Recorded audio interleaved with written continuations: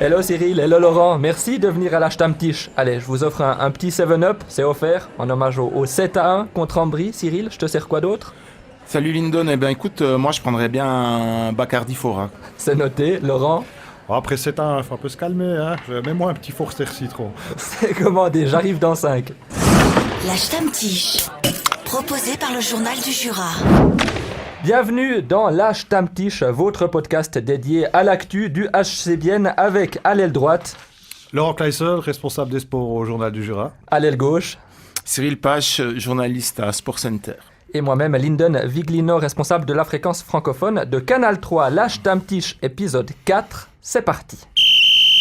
Messieurs, on était tous trois au match contre Ambry, il y a plein de choses à analyser. On va commencer par peut-être le point le plus polémique, par Valentin Nussbaumer et ses 1 minute 46 de jeu exceptionnel.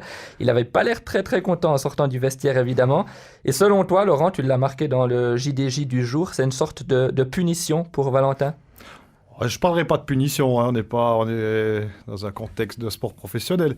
On va dire c'est une conséquence. Je dirais que c'est une conséquence, c'est une façon, je pense, pour le coach, je sais pas si Martin Steinegger est intervenu là-dedans, c'est pas son genre, mais c'est une façon de montrer une sorte de désapprobation. Il faut rappeler qu'en janvier 2019, début janvier, Valentin Nussbaumer était à la peine en Ligue de hockey junior majeur du Québec, hein, au Cataract de Shawinigan, si je me souviens bien.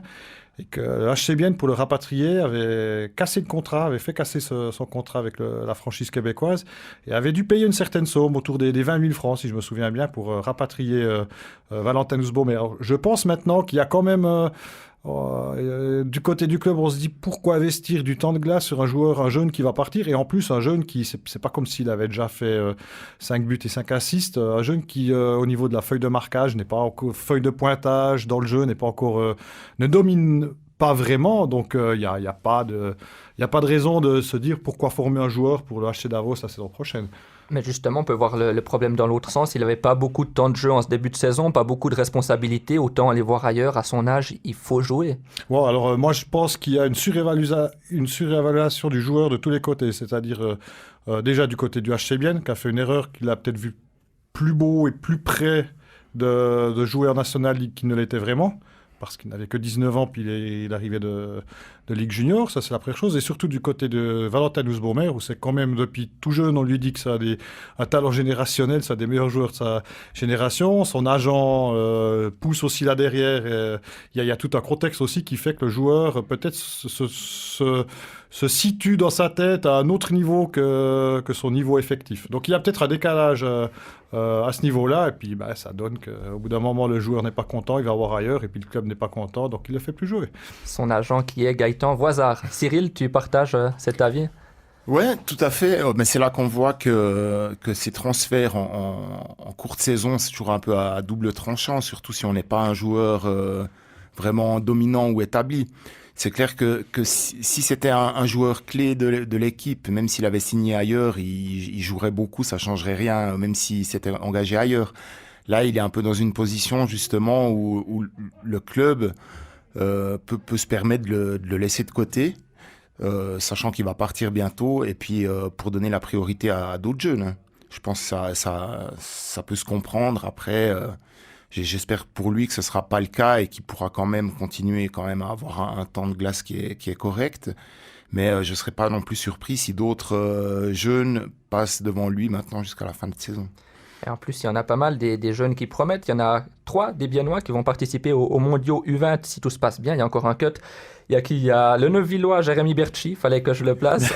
Il y a l'Orovinois Noah Delémont et le fils du hockey goth Elvis Schlepfer qui sont actuellement à Edmonton. Et un autre jeune dont je voulais parler brièvement, c'est celui qui a 16 ans, malgré ses 1m93 et 94 kilos, qui est Soleroy, et Lian Bixel a effectué ses premiers temps de glace hier soir. Il a plus joué que Valentin Nussbaumer. On le présente aussi comme un talent de sa génération, Lian Bixel. Alors moi, je pense Martin Steinegger, un gros bonhomme de 16 ans qui fait 1m93, 94 kilos, il est en admiration. Hein, déjà, il aime bien les gros défenseurs, Martin Steinegger. C'est vrai que j'ai vu passer en coulisses là, après le match, là, on se dit qu'à 16 ans, il y a encore pas mal de masse musculaire qu'on peut mettre là-dessus. Hein. Je pense que c'est un gars qui va largement passer les 100 kilos. Et moi j'ai un peu regardé ces 2 minutes. C'est difficile de juger un joueur aussi peu expérimenté pour son premier match en National League sur une aussi courte période, mais il a fait son boulot. On voit qu'il est avec Kevin Fay, hein, c'est le capitaine. On voit que c'est l'expérience du capitaine. On met le jeune avec, quoi. C'est de bon augure, et je pense que c'était un bon match justement. C'était un match qui se passait bien. C'était un bon match pour faire jouer les jeunes, sauf Valentin Nussbaumer, mais c'était un bon match pour faire jouer des jeunes. Et en parlant de jeunes, n'oublions pas Yanis Moser qui est aussi un 2000, sauf erreur. Il a que 20 ans, toujours top scoreur. Il a inscrit un superbe but. Non, c'est Luca Conti. Parce que j'ai vu dans les stats qu'il a récupéré un assist en plus mardi soir et qu'il a 4 buts et 10 assists alors que Yanis Moser a 3 buts et 11 assists. Donc normalement, si les stats sont confirmés, on aura un changement de top scorer au HC Bienne quand même. C'est une grosse info. C'était le moment, hein, parce qu'un attaquant passe top scorer, on en est à quoi? À une vingtaine de matchs 14 matchs. 14 matchs, ouais. Et Moser a tenu vraiment longtemps, hein. C'est surprenant, quoi. Depuis le 3e match, d'ailleurs, il y a un peu, il me disait que c'était pas normal qu'il soit encore top scorer, surtout qu'il fait rien pour. Donc c'était sa version des choses. Hier soir, il l'était encore et il a inscrit un superbe but, mais il n'avait plus hier soir sa place en powerplay. À la ligne bleue, c'était soit lui, soit Radgeb, et hier soir, c'était soit Radgeb, soit Tony Rayala. J'avais de la peine à comprendre personnellement. Votre avis, c'est pour redonner de la confiance à Rayala, ou pourquoi enlever Moser de la ligne bleue? Oui, je pense que c'est pour mettre Rayala en position de shoot, voilà, dans l'axe, depuis la ligne bleue. C'est une distance qui lui va bien normalement, mais on sent vraiment que cette saison, qu'il n'est pas du tout à l'aise avec ses shoots. Et d'ailleurs, souvent, il tente même plus sa chance, ou alors quand il le fait, on sent vraiment qu'il y croit pas. Donc, je pense que c'était une façon d'essayer de le relancer un petit peu pour qu'il soit un peu mieux placé, puis qu'il puisse prendre un peu plus d'initiative, mais ça n'a pas porté ses fruits. Non, placer Rayala à la ligne bleue, c'est peut-être pas la meilleure solution, mais le HC Bienne a besoin de ce joueur en confiance, a besoin des buts de Rayala, contrairement à Valentin Nussbaumer, où il n'a pas spécialement besoin de Valentin Nussbaumer pour être performant, il a besoin de Tony Rayala. Donc, pour doper la confiance d'un joueur, oui, c'est une bonne solution. Surtout que Moser, il joue énormément dans toutes les situations de jeu. Donc, si on peut se passer de lui en powerplay, c'est pas un joueur qui va réclamer pour jouer en powerplay. C'est pas non plus son jeu type. Donc, oui, c'est une bonne solution d'essayer Rayala, surtout un match contre Ambry où c'est que tout se passait assez bien. Mais ce serait quand même bien que Rayala passe le niveau supérieur. Là, parce que ça commence à devenir long. Hein. Bon, moi, il s'est passé encore un truc que j'ai trouvé assez génial hier soir. Je l'ai gardé bien au chaud jusqu'à aujourd'hui pour la Stammtisch. C'est le making-of de l'altercation entre Fora et Künzle. Alors, je vais essayer de la raconter de la manière la plus structurée possible. Hein. J'ai pas les talents de conteur de Laurent, mais je me suis dit, il faut que j'y garde ça pour aujourd'hui. Alors, en fait, ça s'est passé, Fora a pris une pénalité de match, c'était à la 52e minute pour une faute sur Künzle. Et les deux joueurs, ils avaient déjà commencé à se frotter en début de match. Et puis après, je sais pas encore tous les épisodes qu'il y a eu entre-temps, des fois on voit pas tout ce qui se passe ou ce qui se dit sur la glace. Mais toujours est-il qu'on arrive aux alentours de la 50e minute, et puis là c'est le moment où Laurent il est à fond dans son texte parce qu'il a des délais à tenir. Moi j'étais un peu plus tranquille, donc comme j'écris pour le web, j'avais pas trop de stress. Je me suis dit allez, c'est 5-1, regarde encore ces dernières minutes, tout à coup il va peut-être y avoir 2-3 règlements de compte, où il va se passer quelque chose, on sait jamais. Et ce qu'il faut savoir, c'est que nous sur la tribune de presse, on a une partie du staff d'Ambry qui est assis près de nous. Et là, je demanderai à Laurent de ne pas dévoiler de nom, hein, parce que j'ai quand même envie de pouvoir retourner un jour dans ma vie à la Valachère. Donc, tu sais de qui je parle, mais s'il te plaît, dis-les pas. Donc, on a une partie du staff qui est derrière nous, et certaines personnes peuvent communiquer avec le banc qui est juste en dessous, avec des micros et des écouteurs. Et là, donc, pendant tout le match, ça communique, ça corrige certains trucs qui se passent sur la glace. Et là, tout à coup, je vois un petit peu d'agitation sur le banc d'Ambry, et je regarde, je vois qu'il y avait 2-3 défenseurs qui étaient debout, qui discutaient avec un des assistants. Et en entendant les réponses qui venaient d'en haut de la tribune, je comprends qu'en fait, en bas, il y a un joueur qui a envie de se battre avec un Biennois, qui a envie d'y régler son compte. Mais sauf que ce joueur n'est pas sûr s'il peut le faire, s'il sera suspendu au prochain match. Donc, il pose la question à l'assistant n'est pas sûr, il pose la question en haut, et là, à la réponse, j'entends qu'il dit, qu'on leur dit en bas, non, c'est bon, tu peux y aller, si tu te bats, tu peux même jeter les gants, la première fois, t'es pas suspendu, donc vas-y, mais si tu y vas, fais les choses en ordre, et puis t'inquiète pas, l'amende, il y aura qu'une amende à payer, quoi. Et là, je regarde les joueurs qui étaient un peu debout, puis je me dis, je vois Fourla comme ça qui discutait avec un des coachs, et je me dis non, mais c'est pas, ils vont pas envoyer Fourla pour se battre, c'est leur meilleur défenseur, ils peuvent pas se permettre qu'ils fassent des trucs comme ça. Et je me dis ils vont envoyer le plus gros de l'équipe qui est ce Forler, là, je sais plus son prénom. Et tout ce que je sais, c'est qu'au prochain shift, Fourla saute sur Kunsley, mais sauf qu'il rate son coup. Il lui met un cross-check dans la tête et le jeu s'arrête là. Et évidemment, pour une faute comme ça, il prend directement une suspension. Et il y a une enquête qui a été ouverte et à mon avis, il risque bien plus qu'un match pour ce qu'il a fait, quoi. Alors qu'il avait pourtant eu le feu vert pour aller se battre, il aurait juste eu à payer une amende, puis c'était réglé, quoi. Merci pour l'anecdote, mais effectivement, il rate vraiment bien son coup. Il aurait dû lâcher les gants. Là, c'était une agression gratuite, violente quand même. Ouais, là, en effet, là, ce qu'il fait, c'est vraiment limite. Et à mon avis, il va pas s'en sortir avec seulement un match, mais sur le coup, je pense qu'il voulait se battre, puis dans le feu de l'action, il a un peu pété un câble, et puis il allait vraiment un petit peu... il y allait franco. Hein, c'est une attaque à deux mains, qui a la canne et deux mains, puis il la balance au visage, quoi. C'est grave comme faute, hein. Ça peut avoir des conséquences très graves. Il y a déjà Brunner et puis Kunti qui avaient le casque aquarium, peut-être qu'on aura une ligne de Quascacra aquarium pour le prochain match.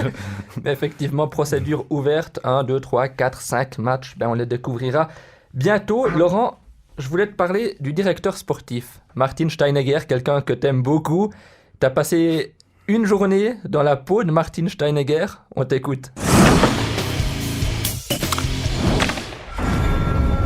Il est 4h06. Le Ceylan, paisible, dort encore sous une brume épaisse. Sorti de son sommeil par un songe étrange, un rêve sordide dans lequel il se réjouissait de la prolongation du contrat d'Anthony Gustafsson, Martin Steinegger s'extrait de sa couche encore chaude. Dans une suite de gestes assurés, il prépare calmement sa besace, rien d'extravagant, juste nécessaire pour sa coutumière marche matinale. Stony, Stony, Stony, la forêt l'appelle. La nature s'ouvrant à l'aube est le théâtre de ses réflexions, de ses actes aussi. Martin Steinegger profite de la sérénité du moment pour abattre un chêne massif de ses mains. Cela nous fera juste un peu de bois pour la journée, se dit-il. Arpentant l'humus à bon rythme, Martin Steinegger est sorti de ses pensées par le brame d'un cerf orgueilleux. Repérant la bête au cœur de l'obscurité, Martin Steinegger sort silencieusement une arbalète de sa maigre besace. Un seul carreau lui suffit pour terrasser la bête, pourtant située à 1 lieue de lui. Le choc est violent, le mâle si fier choit lourdement sur un lit de feuilles mortes. Accourant auprès de lui, Martin Steinegger l'accompagne jusqu'à son trépas, remerciant les esprits des bois pour cette offrande magnifique. Ouah, ouah, ouah, ouah, ouah, ouah, ouah, ouah, ouah. Le noble chêne sur une épaule, le cerf majestueux sur l'autre, Martin Steinegger est de retour chez lui. Après avoir découpé l'arbre en petits rondins, allumé un feu qui crépite dans l'âtre, dépecé l'animal dont il a apprêté les meilleurs morceaux pour le repas du soir, Martin Steinegger, en conjoint aimant et affectueux, s'en va embrasser sa belle. Il est 5h26. 8h12, son devoir conjugal très brièvement accompli, il écrit quelques vers passionnés. Le doux miel de tes cheveux envoie mon âme au pays des dieux, quelque chose comme ça. Puis il prend le chemin du bureau. Sur son cheval, une musique s'installe dans sa boîte crânienne.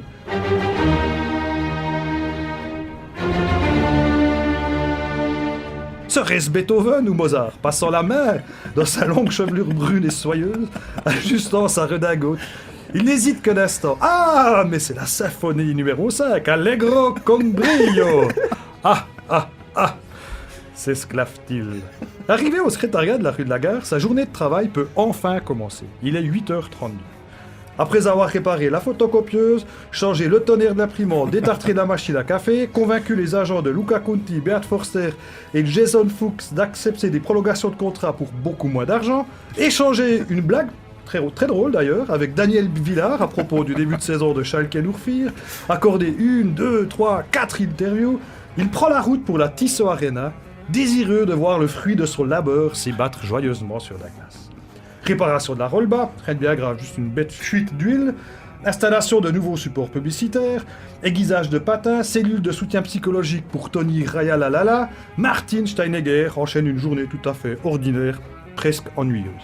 18h32, de retour chez lui, il prépare un repas sans ambition aucune, quelques fagots de serre rôtis aux herbes, avant d'achever la lecture de la critique de la raison pure d'Emmanuel Kant et dévorer la richesse des nations d'Adam Smith. 21h32, il a terminé et s'en va rejoindre sa moitié. Il est 0h33, après avoir toujours aussi brièvement rempli ses obligations conjugales. Martin Steinegger étouffe le cierge trônant sur sa table de chevet. La banalité de sa journée ne lui ayant permis de brûler assez de graisse, il peine à trouver le sommeil. Tout à coup, il se met à sourire. Prolongé Anton Gustafsson, elle est bien bonne celle-là. C'est sur cette pensée divertissante qu'il s'abandonne dans les bras de Morphée.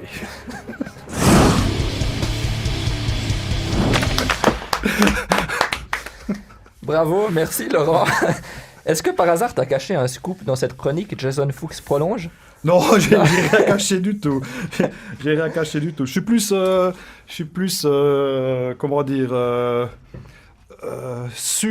pas sûr, on va dire. Plus enclin à dire que Luca Conti va prolonger. Ouais, tout à fait, ouais. Parce que il est en fin de contrat, mais c'est un joueur qui arrive sur la fin de sa carrière, qui a établi au HC Bienne, qui a une très bonne entente, que ce soit humaine et sportive, avec Damien Brunner.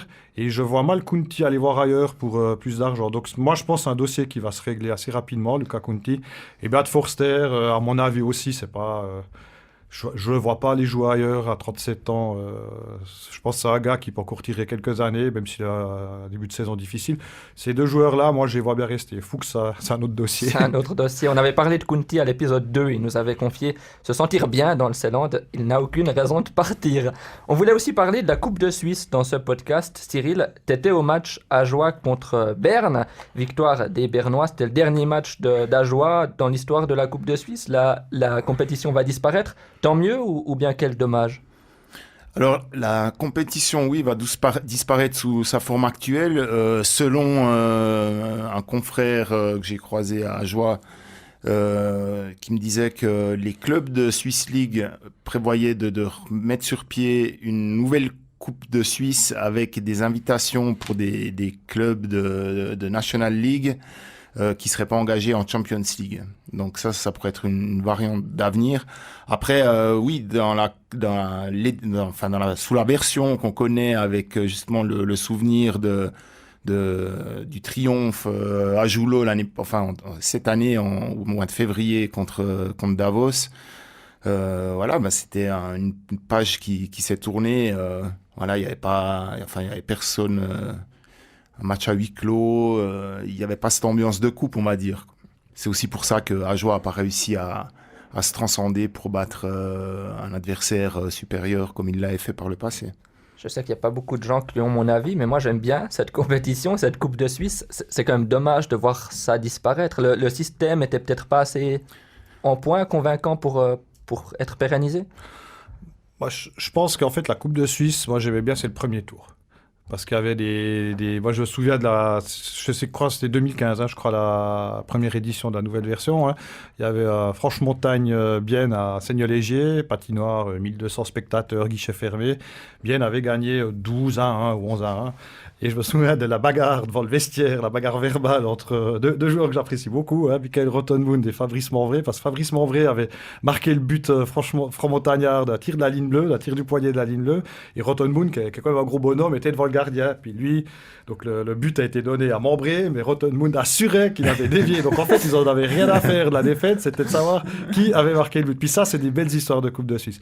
Après, moi, ce que j'aime, la Coupe de Suisse, c'est le premier tour et la finale. Ce qu'il y a entre, ça ne m'intéresse pas. Parce que franchement, des huitièmes de finale, quand tu as Ambritsug ou bien Getsekala Lions, on n'a pas eu ça, mais c'est pas intéressant, quoi. Je trouve que c'est pas intéressant, c'est des matchs en plus, et puis la nouvelle version dont Cyril parle, ça fait plus une série de matchs amicaux pour un peu meubler. Je suis pas jamais été un grand fan de cette compétition. Il y avait des petites histoires sympas à raconter, mais je ne vais pas la pleurer en tout cas.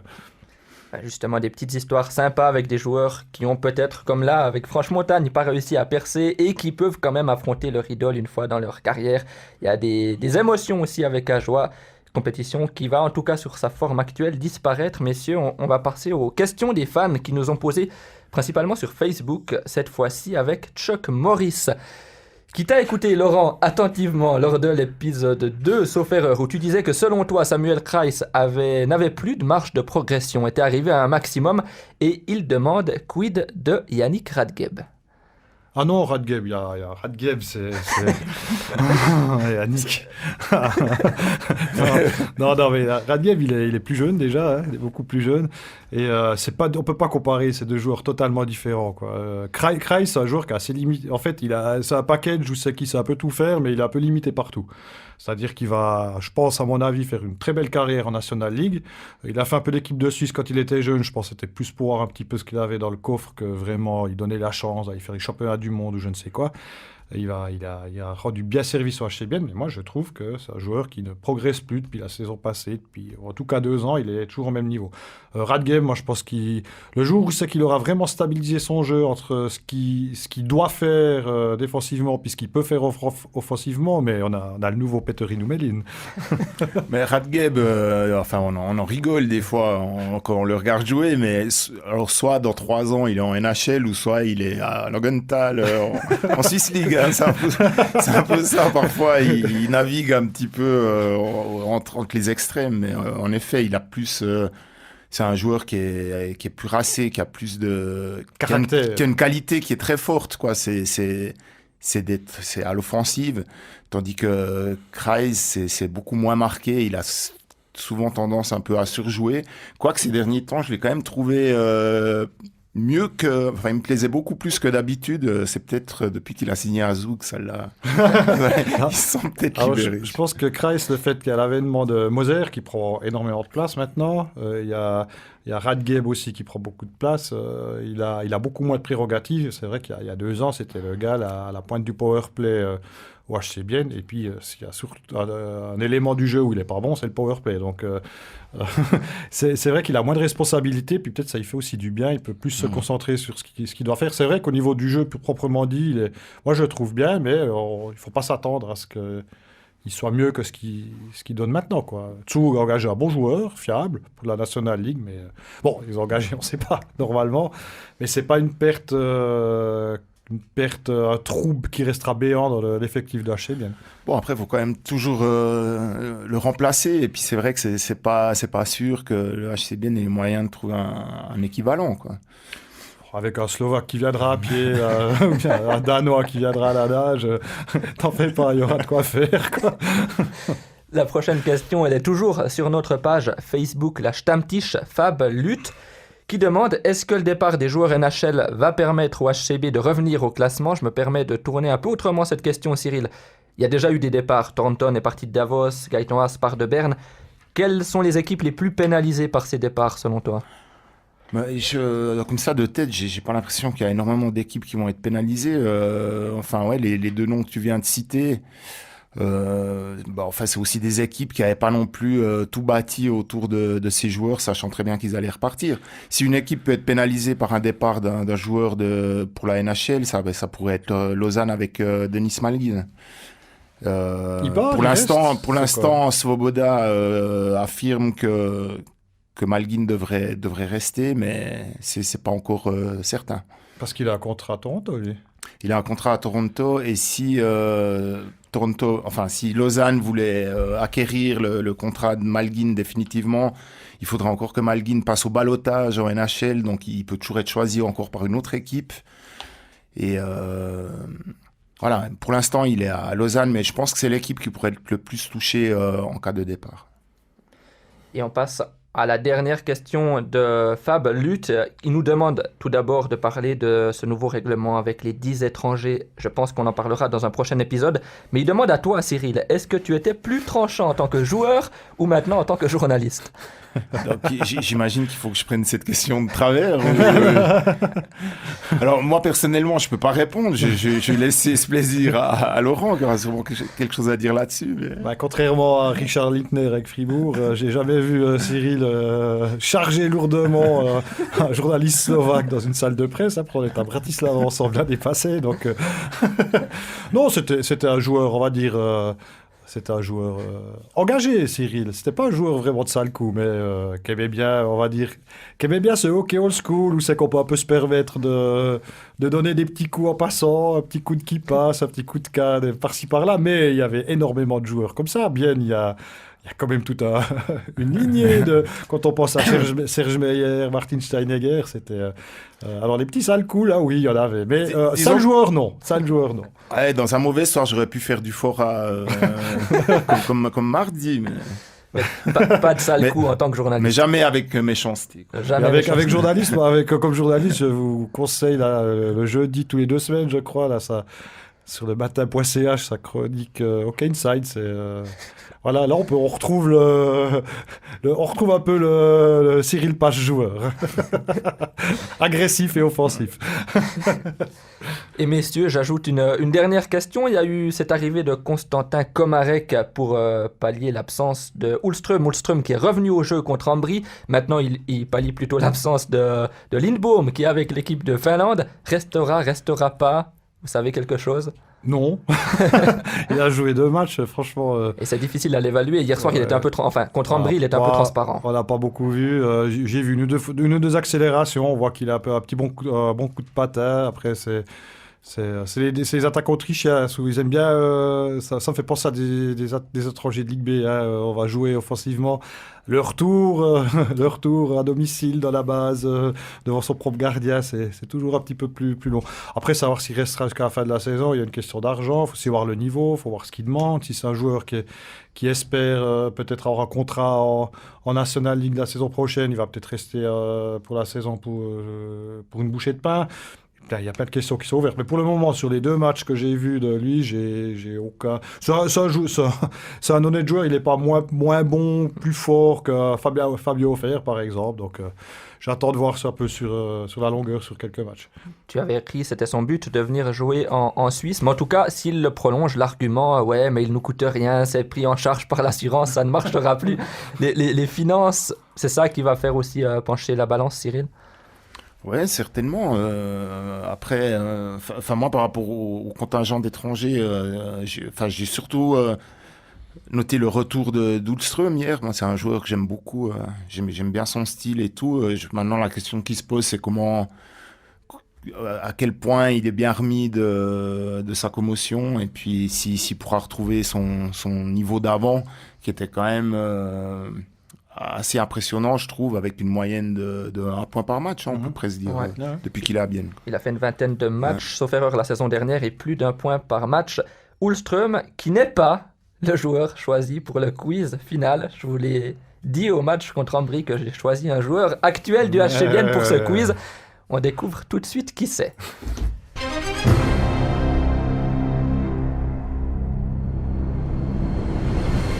Aujourd'hui, on va s'intéresser au plus welsh des Suisses-Allemands, à tel point qu'on pourrait penser l'inverse, que c'est le plus Suisse-Allemand des Welsh. On va s'intéresser à un Bernois habitant le charmant village jurassien de Châtillon. Ah, le Kevin. Le Kevin. Là, c'est un match à domicile pour Laurent. Ouais. Il est né le 8 décembre 1990. Il a donc fêté récemment ses 30 ans. Kevin Fay, le capitaine du HC Bienne. Donc, on va s'intéresser au capitaine avec 5 questions relativement faciles. Messieurs, êtes-vous prêts ? Je suis prêt, oui. Attends. On doit répondre quoi ? Oui, non Alors ça, à chaque fois, non, ça demande des noms en principe, ou des noms de En joueurs. fait, Cyril, la nouvelle règle, c'est que tu réponds pas puis tu me laisses faire. Mais le premier qui répond peut donc donner son avis, et si c'est faux, ce sera la parole à l'autre. La première question, je vous ai mis la pression en disant que ça commençait assez simple. Kevin Fay, il est donc capitaine, vous le savez. Qui sont ses 2 assistants? Moser. Ah putain. Kreis. Non. Ah, merde. Cyril. Ah oui, je sais, merde. Mais je sais le deuxième maintenant, ouais, facile. Ah mais... c'est le troisième Kreis. Pouliot. Non. Non. Raya. Deuxième assistant. C'est ça, Moser et Rayala. 1 point pour Laurent. Attention, ça va aller très vite. En National League et en Swiss League, au total, Kevin Fay il a porté le maillot de 3 clubs différents, lesquels... Berne Ajoa bien. Bien joué. Bien joué, c'est juste 2-0 pour toi, Laurent. Il a bien sûr été formé à Berne. Il a d'ailleurs décroché le titre de champion de Suisse en novice élite et en junior élite dans la capitale. Il a disputé une vingtaine de matchs avec les Ours en Ligue nationale A à l'époque, avant de partir pour Ajoa, puis Bienne et encore divers prêts à Ajoa, mais donc 3 clubs uniquement. Attention, marge d'erreur de 20 autorisée pour cette 3e question. Faut se relancer, Cyril. Combien de matchs de Ligue nationale Kevin Fay a-t-il disputé avec le HC Bienne? 420. 420. Là, avec la marge de 20, tu passes pas, non? Laurent, à toi. Moi, je dirais plutôt 382. 382, tu ne passes pas non plus, Cyril. T'as encore une chance. C'est moins que 382. Ah d'accord. J'étais plus près. Bon, allez, 260. Non? Non, on a 328. Mais avec les playoffs ou bien Ouais, tout compris. 328. 328, ça passe pas non plus. C'est plus, Cyril. Il est 350.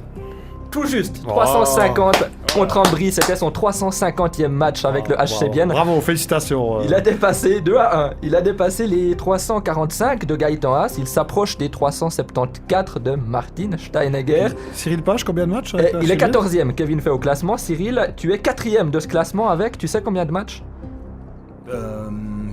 600 640 et quelques. 547, sauf Mais erreur. OHC bien, hein. OHC Bienne, ouais, effectivement. Et le numéro 1, évidemment, c'est Mathieu de Chantré avec ses 899 matchs disputés. Ça donne 2-1. On reste dans les chiffres. Là, vous avez, je pense, des chances égales. Pour cette question, allez, je mets une marge d'erreur de 2. On dit tout le temps, ouais, Kevin Fay, c'est un petit défenseur. Combien il mesure 1m73. Ah, bien joué. C'est la même taille que de Chantré. La même taille que de Chantré. 1m73, ben ça donne 3-1. Je l'embête assez avec ça, quoi.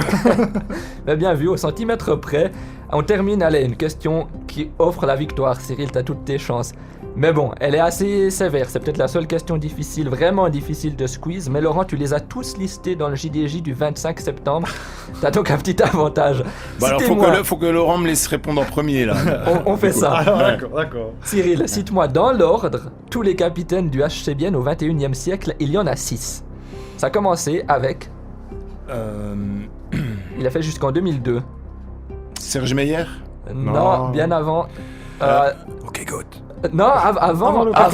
René Fourler.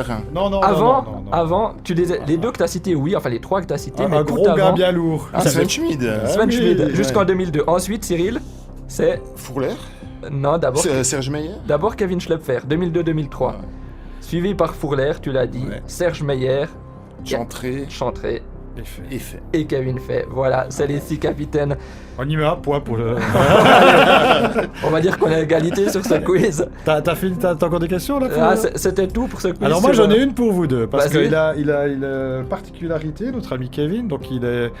la première fois qu'il a apparu au HC Bienne, c'était pendant les playoffs 2012. Et puis il a fait encore une saison à Joie après. Ouais.